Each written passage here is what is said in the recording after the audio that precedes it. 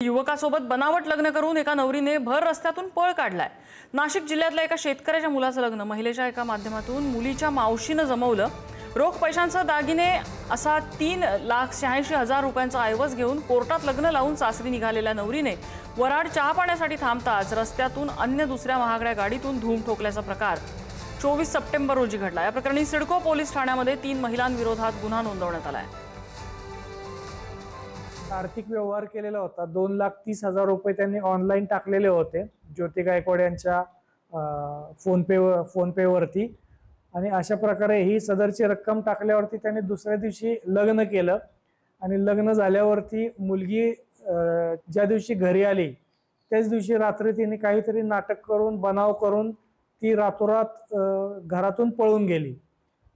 अशा प्रकारच्या तक्रारीवरून पोलीस स्टेशन कोपरगाव तालुका येथे गुन्हा दाखल करण्यात आलेला आहे आणि यातील आरोपी ज्योती राजू गायकवाड ही राहणार छत्रपती संभाजीनगर येथील आहे। तर तिला आपण ताब्यात घेतलेला आहे।